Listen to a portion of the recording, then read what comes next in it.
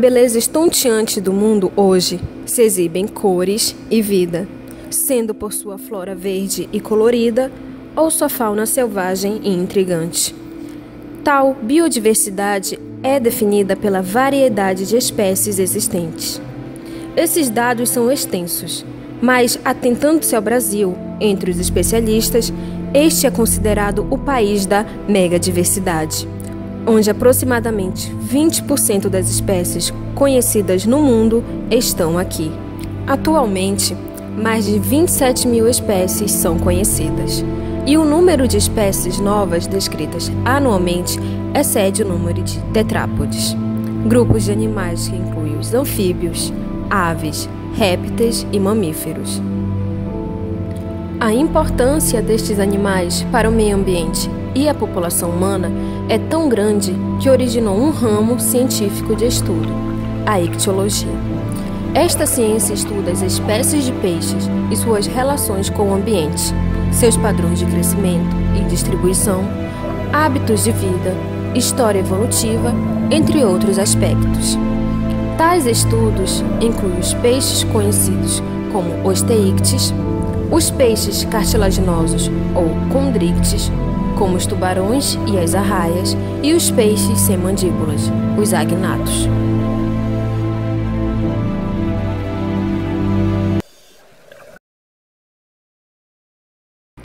Para falar mais sobre a diversidade de peixes e estudos da ictiofauna, trazemos a doutora em zoologia Cristina Mota Bilheim, que contará um pouco sobre seu trabalho e formação na área de ictiologia.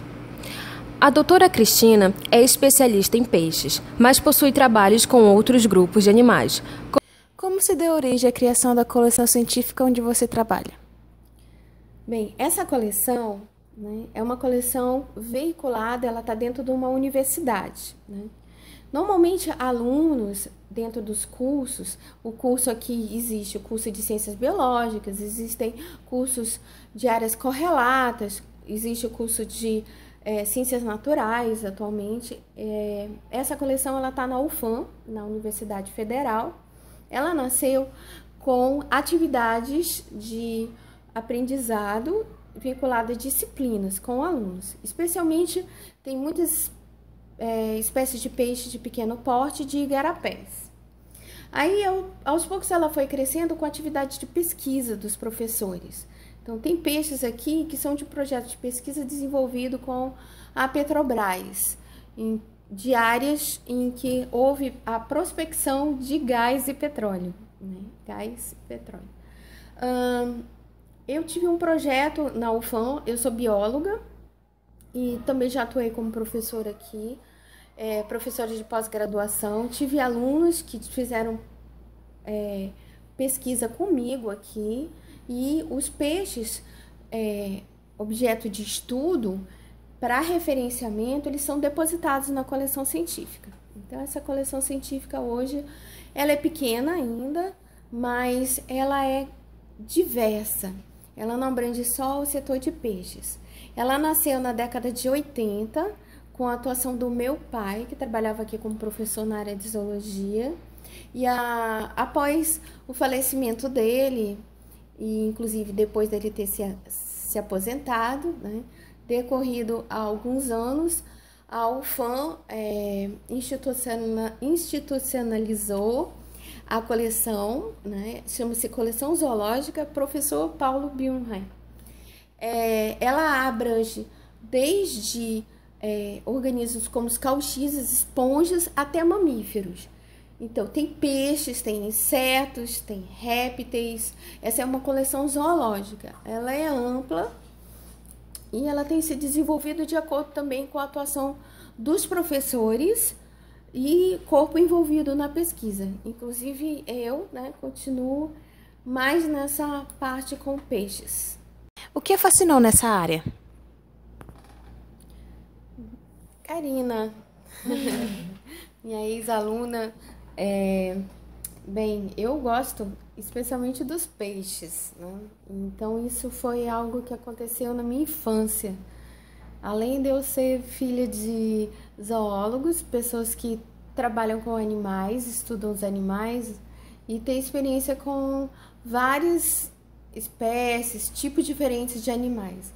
Mas os peixes me fascinam mais desde os 7 anos de idade, por causa de talvez algo especial de olhar e ver como é que eles vivem dentro d'água, né? Como é que eles respiram, porque eles são tão coloridos e parecem inteligentes às vezes.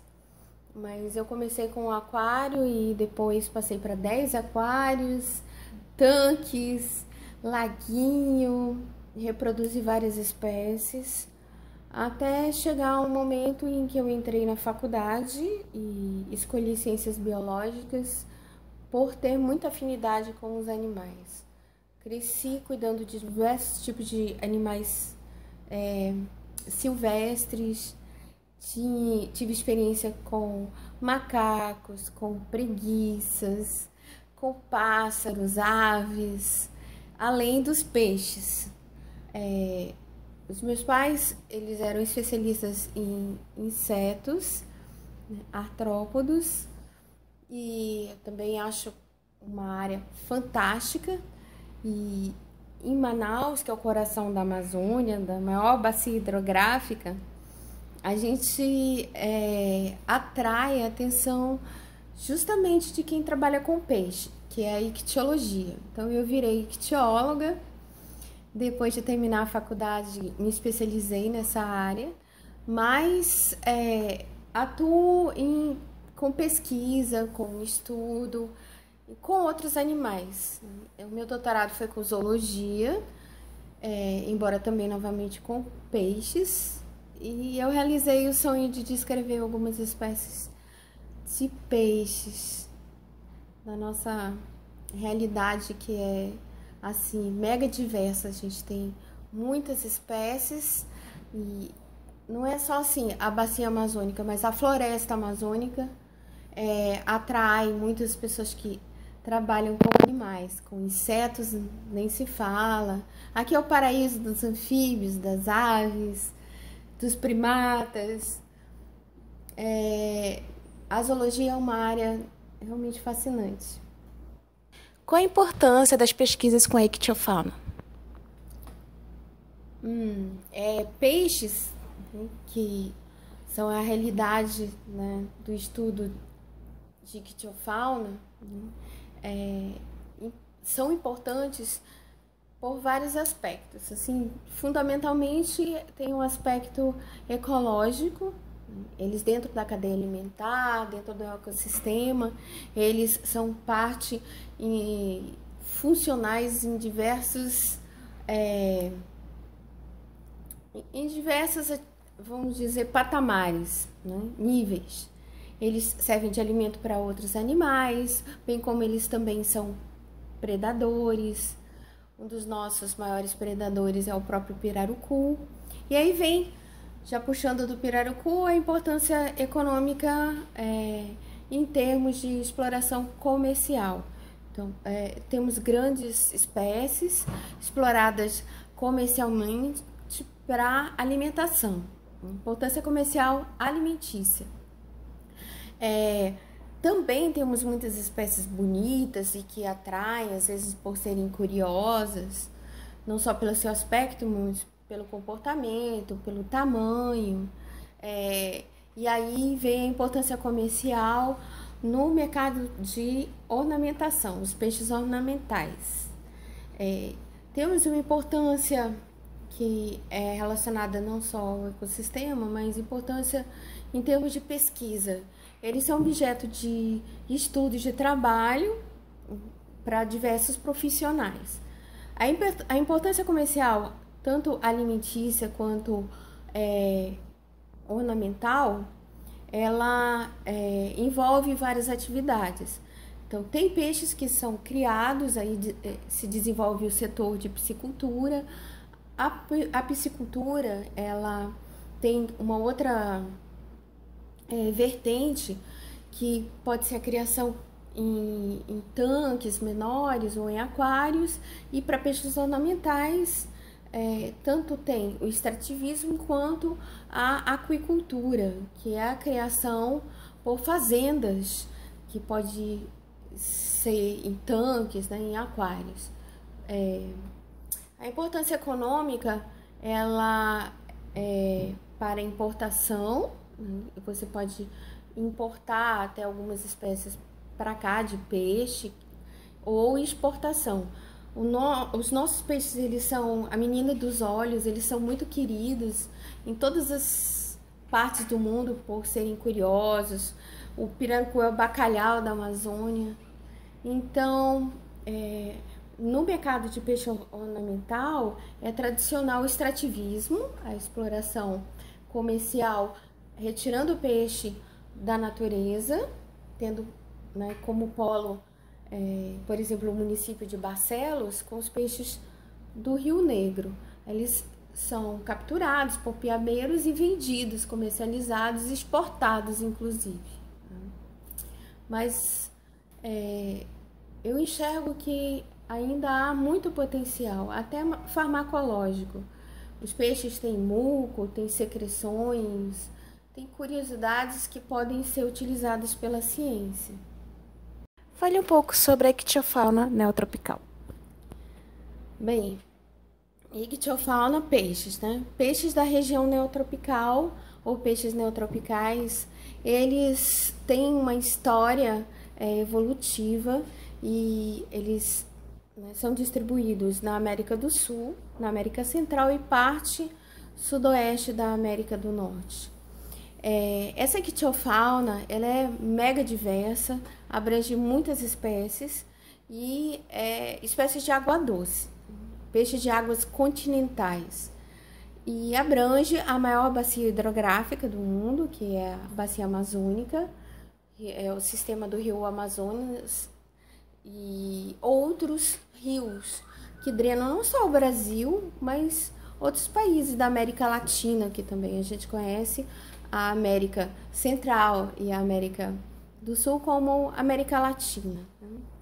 Bem, essa ictiofauna, existem estimativas que no todo mundo, envolvendo espécies de água salgada e água doce, a gente já tem mais de 30 mil espécies válidas, descritas, e em relação à região neotropical, nós temos cerca de 8 mil espécies dessas 30 mil.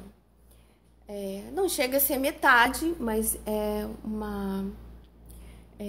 um percentual significativo e que ocupa a água doce. Nós temos grupos muito interessantes que só são típicos dessa região, só existem aqui, por exemplo, os peixes elétricos, que tem como representante mais curioso e é o maior, o poraquê. Então, o poraquê é capaz de soltar, né, uma descarga elétrica de mais de 550 volts e é um predador espetacular, nosso, exclusivo da região neotropical.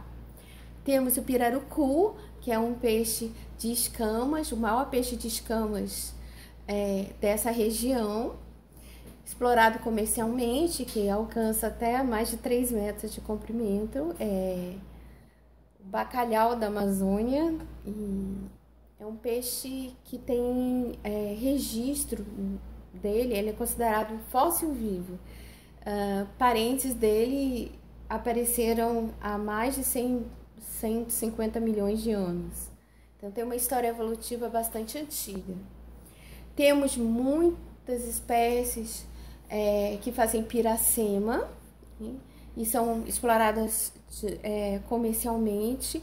Aqui na bacia amazônica são famosas jaraquis, pacus, aracus, as matrinchãs e o famoso tambaqui, né? Todos esses peixes fazem parte da realidade da região neotropical. São peixes neotropicais e têm uma importância ecológica, são típicos não só daqui, também do Pantanal. Existem as piranhas, tanto no Pantanal, são peixes típicos da nossa região. Essa região abrange rios de vários porte, né, tamanho. Tipicamente a gente separa três tipos de águas: as águas claras, as águas barrentas ou brancas e as águas pretas. Nessa realidade neotropical, o nosso Rio Negro aqui, que encontra o Rio Amazonas na frente de Manaus, ele tem muitas espécies interessantes. Algumas espécies da região neotropical, elas têm parentes na água salgada. Um grupo que invadiu a água doce se deu bem, é bastante diversificado, tem muitas espécies na água doce, nesses três tipos de água, né? É o grupo que nós vulgarmente, popularmente conhecemos como carás ou acarás. Dentro desse grupo tem vários que são apreciados na culinária. O mais famoso é o tucunaré, que são várias espécies, na verdade, que a gente chama de tucunaré. E o tucunaré, ele também tem uma importância na pesca esportiva, né? Muitos pescadores vêm aqui, né, fazer competição, medem o peixe e às vezes, né, existem recordes registrados. Tem várias espécies que só são encontradas aqui. Os tucunarés, eles são tão apreciados na pesca esportiva e na culinária que eles já foram levados para fora do Brasil e introduzidos em alguns países na Ásia ou até na Flórida, nos Estados Unidos. Fale sobre os seus projetos de pesquisa e suas contribuições para a ciência. Bem, eu comecei na graduação estagiando com um especialista em alimentação de peixes. Então, primeiro eu tive um treinamento nessa área em que a gente trabalha com conteúdos estomacais e descobre o que os peixinhos estão comendo. Existem vários tipos de pesquisa nessa área de alimentação, né? Eu, a princípio, gostava muito também de observar os peixes em aquário, o comportamento deles. Então, o meu orientador foi um pesquisador do INPA. Ele, de início, propôs alimentação de algumas espécies e depois a gente foi para a área de reprodução, comportamento reprodutivo. Então, agregando também o interesse dele e o meu, nós fizemos um trabalho de comportamento de uma espécie de cará, um bichinho de pequeno porte de importância ornamental. Aí eu tinha desejo de trabalhar com o rei do aquário, que é o acaradisco. São várias espécies, mas todas elas foram levadas para fora do Brasil, selecionadas, procriadas, e tem como se fossem raças, variedades de acaradisco, né? Eu trabalhei com acaradisco selvagem da bacia do Rio Negro, tentando reproduzir em cativeiro e registrando comportamento. Mas só no patamar um pouco depois de eu me graduar, né, trabalhei junto de um pesquisador já com pesquisa também com comportamento, mas na natureza e em corpos d'água que a gente conhece como igarapés ou riachos pequenos. Ali eu trabalhei com comunidade de peixes de igarapés. Essa proposta levou à minha primeira publicação, que foi um capítulo, um livro editado pelo INPA, de comportamento reprodutivo de duas espécies de cará. A partir daí, né, eu fui fazer o meu mestrado e fiz uma pesquisa justamente continuando com esse tipo de corpo d'água, que é igarapés. Peixe de pequeno porte, que normalmente tem importância ornamental, que a gente pode colocar no aquário, comportamento e uma vertente ecológica, que eu gosto muito de ir na natureza.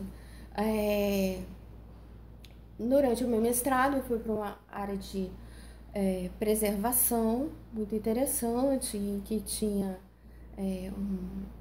animais até temidos, como onça, mas eu temia mesmo poraquê, Enfim, fiz um trabalho, um trabalho de campo, que a gente chama ecologia comportamental. Aí, durante o mestrado, eu tive algumas publicações nessa área, né? E parei para pensar que eu gostaria também de descrever espécies novas. Durante o meu mestrado, eu coletei bastante, né? Essa prática de coletar os animais e trazer para o laboratório para identificar, para trabalhar, também fez parte da minha formação. Hoje eu sou curadora da parte de peixes de uma coleção na UFAM. Então vocês podem ver aqui atrás de mim, tem frascos com peixes, é uma coleção científica, né, para estudo. Eu acabei me habilitando num passo adiante ao fazer doutorado, trabalhar com colecionamento, com sistemática e descrever espécies novas de peixes, especialmente peixes de pequeno porte. Eu gosto de peixes, inclusive, que a gente chama de miniaturas. Elas são muito pequenininhas, já com 2,5 cm, são capazes de se reproduzir, são adultas, né? Então, eu fui por essa vertente. Hoje eu estou habilitada na área de sistemática, que é classificação e identificação de peixes, colecionamento, coleções científicas, ecologia comportamental, de se estudar os bichos na natureza, né? E, bem, os peixes são a minha vertente maior, né? Mas hoje eu também trabalho orientando alguns trabalhos e estudos com outros bichos, como, por exemplo, iguanas, que são répteis, são lagartos, insetos, mas não deixo de sempre estar coletando e trabalhando com os peixes. O meu atual trabalho, junto com alunos da UEA, eu posso dizer que hoje está numa área de igarapés e praias exploradas como balneários. Então, eu verifico se a ação antrópica, seja do local usado para banho, interfere na comunidade de peixes. Que peixes aguentam a perturbação humana? Professora Cristina, muito obrigada. Obrigada pela entrevista e pelo espaço cedido aqui na coleção zoológica da UFAM. E agora eu queria saber se a senhora tem alguma mensagem para os nossos alunos do ensino médio, que são da Escola Estadual Solo de Lucena. Qual a mensagem a senhora teria para passar para eles? Bem, da minha experiência como bióloga, né? Então, e também, vamos dizer, como professora, sou professora da UEA, eu digo que essa parte biológica, não só o estudo dos peixes, é muito empolgante e que nós precisamos, assim, de pessoas engajadas, precisamos de profissionais nessa área para cuidar de tal diversidade. Tem tantas espécies novas a serem descobertas, tantos aspectos, espécies que a gente não sabe como é que ela se reproduz, não sabe se pode ter um potencial econômico, né? E isso precisa ser desenvolvido não só aqui no Amazonas, mas em relação ao nosso país. As coleções, elas sofreram uma enorme perda agora com o desastre do Museu Nacional, né, que teve grandes coleções dizimadas pelo fogo. E aos poucos a gente espera, né, que a força jovem vá recuperar e a gente continue gerando bastante conhecimento, porque se a gente está no coração da Amazônia, é uma vergonha, né, não temos o desenvolvimento de profissionais nessa área aqui.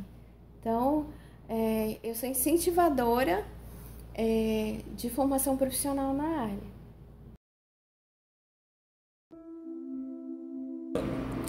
Dentre tamanha beleza, temos outros grupos de vertebrados que causam fascínio em cientistas e estudantes do mundo todo, os anfíbios e os répteis.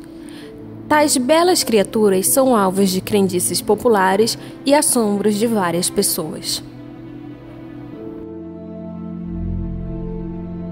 A herpetologia é o ramo da zoologia que foca nos estudos destes seres. Várias são as pesquisas realizadas com esses vertebrados, sendo a importância dos estudos com herpetologia indo desde a área farmacêutica até a ecológica.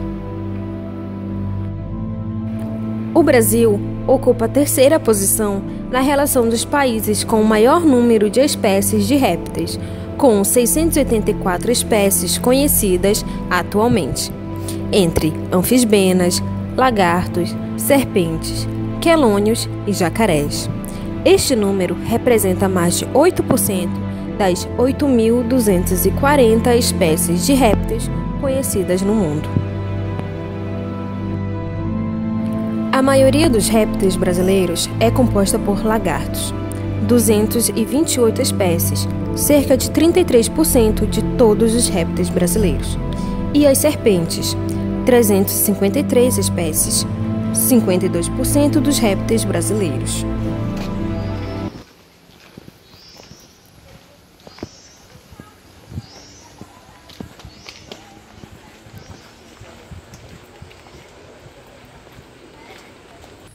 Nós estamos aqui com a Caroline Araújo e a Ana Lobo, que são responsáveis pelo Serpentário do Musa, para saber algumas dúvidas e realizar algumas perguntas para elas, né?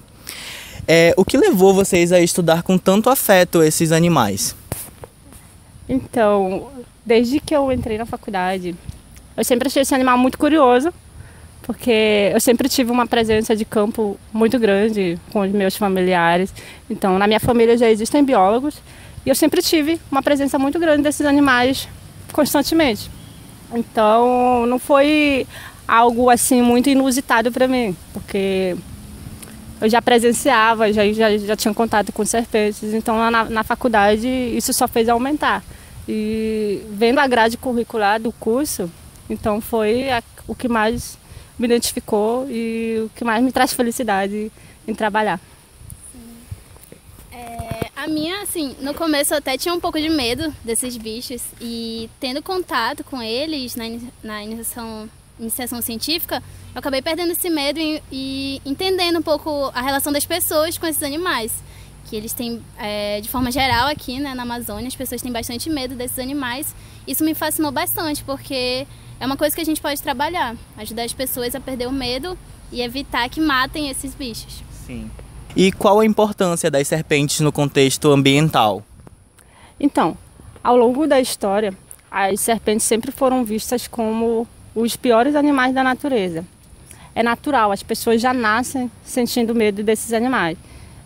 A gente não julga isso, né? Mas as serpentes, elas têm uma importância muito grande no equilíbrio ecológico e principalmente no controle de pragas. Então, por exemplo, se as serpentes fossem extintas, existiria um grande desequilíbrio e, consequentemente, o aumento de muitas outras populações de pragas, como, por exemplo, principalmente os ratos. Então, esses animais, eles têm uma grande variedade de habitats. Então, essa grande diversidade de habitats possibilitou que ela tivesse uma grande índice de alimentações também. Então, existem as serpentes arborícolas, terrícolas, fossoriais, semiaquáticas e as serpentes marinhas. Então a gente observa que em vários desses habitats existe um tipo de alimentação que pode ser uma alimentação específica. Por exemplo, as arborícolas, elas vão ter mais facilidade de predar pequenas árvores. No caso das terrícolas, elas vão ter facilidade de pegar animais de solo. Das semiaquáticas, facilidade para pegar peixes. Então, observem que existe um grande controle. Então, existe uma variedade muito grande de alimentações e existe uma variedade muito grande do controle desses animais na natureza. Além do controle ambiental, da questão de equilíbrio desses animais, elas também são importantes para a produção de medicamentos. Não sei se vocês já ouviram falar do captopril, que é um remédio para hipertensão que é feito a partir do veneno da jararaca. Então, tem cosméticos também feitos a partir desses componentes. Tem a banha de sucuri, que provavelmente os avós de vocês já usavam isso como medicamento. Então, a partir das serpentes, do veneno delas, de vários componentes, a gente pode fazer o uso para a nossa saúde também. Então, essa é outra importância desses bichos. Qual a importância, então, dos estudos com esses animais, de realizar pesquisas e outros? Então, como as cobras, elas são animais muito difíceis de serem encontrados, então é importante que cada vez mais a gente tenha mais pesquisadores empenhados em saber mais sobre esses animais. De espécies que a gente conhece, na Amazônia tem mais de 150 e todo ano a gente está encontrando novas espécies, então é muito importante que tenha gente para fazer isso. Aqui atualmente no Amazonas tem pouquíssimos pesquisadores trabalhando com cobra, porque primeiro é um bicho difícil de achar, é um bicho que pode ser peçonhento, dependendo da espécie, então são campos bastante difíceis, né? A gente tem que sair no mato à noite, todo cheio de equipamento para se proteger, então quanto mais gente tiver, melhor, tanto para cobras quanto para vários animais que a gente tem na Amazônia. Fale então sobre os projetos que vocês realizaram, projetos que vocês têm e a importância dele para a educação ambiental, para a ciência. Então, recentemente, como eu já havia falado, a gente visitou um dos maiores campos de pesquisa do país quando se trata de cobra, que foi o Butantã, e a gente ficou conhecendo um projeto lá chamado Mão na Cobra. E a gente ficou apaixonada pelo projeto, a gente consegue encaixar o projeto na nossa realidade, porque se a gente parar para pensar, a Amazônia, ela abrange uma grande diversidade desses animais que as pessoas têm muito medo. E ao mesmo tempo que ela abrange essa grande diversidade, existe uma carência muito grande de informações. Então, as pessoas têm muito medo. As pessoas matam com muita facilidade. Então, esse projeto, para cá, a gente não faria mão na cobra, propriamente dito, mas a gente faria mão no bicho. Seria um projeto interessante porque a gente não trabalharia diretamente só com as serpentes. A gente trabalharia com outros animais que a gente vê que tem um índice de mortalidade muito grande ainda, como, por exemplo, os sapos, as aranhas também, que são animais inofensivos, mesmo assim as pessoas matam com muita facilidade. Então, a importância seria trabalhar esse projeto com as pessoas que sentem medo. O projeto ele não é voltado para fazer palestra, falar, não matem as cobras, porque isso a gente já está cansado. O projeto é ter os animais na mão, exatamente assim como a gente está, e a partir da curiosidade das pessoas, elas chegarem próximos e começarem a conhecer os animais. E aí, quando elas se sentissem seguras, elas poderiam manipular o bicho e assim ir perdendo um pouquinho desse medo. E, consequentemente, seria muito bom, porque as pessoas lembrariam, né? Poxa, a bióloga lá falou que esse bicho aqui é inofensivo, então não tem por que matar. Pô, a bióloga lá falou que jogar o sal no sapo não é legal, porque, né, o bichinho não precisa disso porque ele não vai fazer nada. Pô, a veterinária Carol falou que as aranhas elas não fazem mal para ninguém, então talvez vou deixar esse bicho embora. Então eu acho que vai ter um peso na conscientização dessas pessoas e elas vão pensar 2 vezes antes de matar novamente esses animais. Assim como as serpentes, os anfíbios são fascinantes por suas características intrigantes, como sua metamorfose.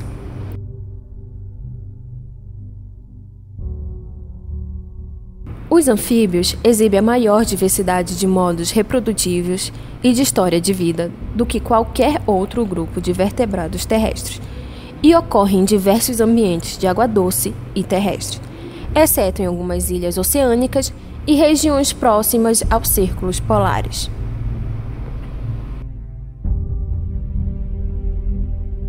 O Brasil abriga a maior diversidade de anfíbios do planeta, com 814 espécies conhecidas atualmente, das quais 786 são anuros.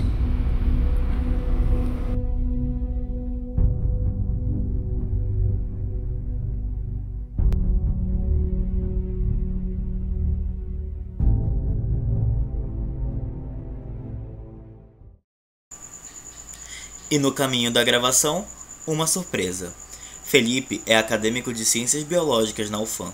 Ele desenvolve pesquisas com anfíbios e nos cedeu uma entrevista, respondendo algumas perguntas sobre os estudos na área. Agora nós vamos entrevistar o Felipe Aten, que é acadêmico de Ciências Biológicas da Universidade Federal do Amazonas, e ele desenvolve projetos de pesquisa com anfíbios, com foco nos sapos, né? Felipe. Então, Felipe, o que te levou a estudar com tanto afeto esses animais? Quando eu entrei na graduação, eu achava eles animais legais, achava eles bonitinhos, só que eu não ainda tinha criado esse afeto. eu comecei a gostar deles quando eu fui para um campo, lá na fazenda da UFAM, e a gente fez uma trilha noturna. Foi um professor que ele sabia muito sobre sapos. Aí ele ia mostrando os bichos lá pra gente e eu comecei a achar eles muito legais, tipo, muito bonitos. Só que eu não sabia nada sobre eles. Aí eu comecei a pesquisar e eu vi assim que eles têm uma diversidade incrível. O Brasil é um país que tem a maior quantidade de espécies de sapos, são mais de 800 bichos que ainda estão sendo descobertos mais aí. E eu comecei a ver que eles estavam em perigo de extinção. E o perigo de extinção deles é muito real e se as coisas continuarem assim, em poucos anos eles realmente vão desaparecer da Terra. Então, eu achei que eu poderia, sabe, ajudar eles a continuarem aqui. E foi assim que eu comecei a pesquisar mais sobre eles e ver que eles são animais muito importantes. E foi, acho que, surgindo daí. Então, Felipe, qual a importância, então, dos anfíbios no contexto ambiental? Tá, no contexto ambiental tem sempre aquela coisa da cadeia alimentar. Eles fazem parte da cadeia alimentar e realmente sem os anfíbios lá as coisas entram em desequilíbrio muito grande e eles são importantes controladores de pragas agrícolas. Eles comem muitos animais que estão envolvidos, que são pragas de várias plantações e isso está recebendo bastante enfoque agora, sendo uma das coisas que a gente pesquisa para poder mostrar para a população que eles são importantes para isso também. Não é só porque eu quero preservar o sapo porque ele é bonitinho, é porque ele realmente é importante para a natureza. E algumas pesquisas estão querendo mostrar que eles também são importantes no controle de larvas de insetos que podem causar doença, como o mosquito da dengue. Os girinos eles comem bastante as larvas do mosquito da dengue. Então, além da importância nas pragas agrícolas, talvez eles possam estar envolvidos também com o controle de doenças. Qual a importância, então, de realizar estudos com anfíbios, aqui, por exemplo, na Amazônia? Tá, começando pela parte da conservação deles, é importante a gente estudar a biologia deles, a história natural deles, para saber como a gente pode conservar eles, porque não adianta a gente tentar conservar um bicho sem saber nada sobre ele. Então é importante nesse sentido o estudo com os anfíbios. Além disso, também, no mesmo sentido das cobras, eles também produzem veneno e isso pode ser utilizado também como fármacos e também no controle de doenças. Tem uma perereca, o cambô, que ele é usado nos indígenas como uma vacina contra a malária. E tem estudos em cima do veneno desse bicho que também talvez ele possa auxiliar o sistema imunológico, ele pode aumentar a eficiência do sistema imunológico. Então, isso é um campo que é pouco estudado e que pode crescer muito, o desenvolvimento de fármacos com veneno desse bicho. E além desses outros dois, tem a questão do bioindicador. Eles são ótimos bioindicadores, porque eles são muito sensíveis a qualquer mudança no ambiente. Então, no sentido de avaliar o impacto ambiental de uma área, é interessante você estudar os anfíbios, porque eles são sensíveis à mudança tanto na água, porque eles dependem da água tanto para reproduzir quanto para o crescimento das larvas, né, algumas espécies. E eles também dependem do ecossistema fora da água, parte da terra, porque na fase adulta eles vivem aqui. Então, eles são muito sensíveis a qualquer mudança no ambiente, então é bem interessante estudar eles como bioindicadores. Então, Felipe, qual a importância dos projetos que você desenvolve para a educação ambiental, para a ciência no geral? Então, o projeto de educação ambiental que eu já participei foi o Save the Frogs, que é uma iniciativa mundial que busca lembrar as pessoas sobre a importância da conservação dos anfíbios. E em abril, no mundo todo, são feitos eventos para lembrar as pessoas sobre a conservação deles. E esse ano eu participei do evento que teve numa feirinha lá no Parque 10, o FOA. E foi muito bom. Lá, tipo, foi bastante gente. as crianças ficavam muito felizes lá com o projeto. E eu acho muito importante, a gente levou os bichos para lá, então é muito importante a gente mostrar que eles são animais inofensivos. É importante a gente quebrar os mitos na cabeça da pessoa em relação a, sei lá, tem gente que fala que o mijo do cururu deixa a pessoa cega. Enfim, são muitas coisas criadas em cima desses bichos que a gente pode achar que não, mas atrapalham muito na conservação dele. Da mesma coisa que acontece com as cobras, o medo que as pessoas têm dos anfíbios ajuda muito para fazer com que eles estejam nesse estado crítico de conservação. Então, é muito importante a gente também desenvolver projetos de educação ambiental, porque não adianta a gente só estudar, publicar em revista e não ir na população, lembrar a população que a gente precisa ajudar esses bichos. E sobre o seu projeto de iniciação científica? O meu projeto de iniciação científica, eu pesquiso sobre a influência que a piscicultura, a criação de peixe, a influência que esses tanques eles têm na vida dos anfíbios. Se isso pode ser utilizado como um lugar, um habitat alternativo para eles, porque às vezes são desmatadas grandes áreas e um tanque de piscicultura ajuda esses animais porque é um lugar úmido que eles podem se reproduzir, enfim, que eles podem ficar por lá, que ficar um campo aberto, sabe? E eu estou pesquisando de que forma isso afeta neles. Com certeza vai afetar de forma positiva, mas tipo, eu quero ver os padrões de como isso funciona, para mais tarde também poder se desenvolver plantações lá próximo desses tanques para ajudar no controle de pragas. Como tem muito anfíbio por lá, pode ser com que eles ajudem a controlar as pragas e até diminuir o número de agrotóxicos, que seria uma coisa muito importante. Sim. Obrigado, Felipe. Você queria deixar uma mensagem para os entusiastas agora de estudo de herpetologia, de alguma coisa, ou dizer alguma coisa para essas pessoas que estão pensando em seguir esse caminho?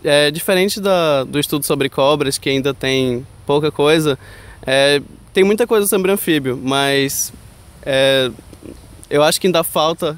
Já tem muita coisa, mas ainda tem muita coisa para ser desenvolvido. São 800 espécies aqui no Brasil, mais de 800 espécies, e ainda falta muito bicho para a gente ver o comportamento deles, a forma com que eles se reproduzem, o que eles se alimentam. E tudo isso vai ser importante lá para frente para a gente conseguir conservar esses animais que estão em risco muito alto. 40% das espécies de anfíbios estão em risco de extinção. Então, ainda é muito importante estudar eles. Eles são animais muito diversos, são mais de 40 formas de reprodução.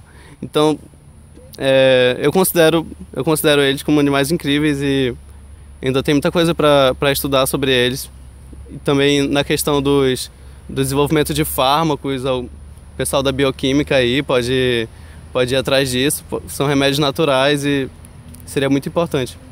Então o estudo com anfíbios, o estudo com herpetologia em geral, ele é importante porque são animais que a população tem medo, e é importante a gente mostrar para a população a importância deles para que esse medo assim desapareça e a gente comece a olhar eles como animais que podem ajudar e já ajudam muita gente. Obrigado, Felipe. Então, gente, a mensagem que a gente quer passar é para que, através desse documentário, vocês sintam um pouquinho mais de amor por esses animais, porque são animais inofensivos, e tenham um pouco mais de respeito. Por mais que vocês tenham muito medo, o que a gente recomenda é que vocês mantenham a distância.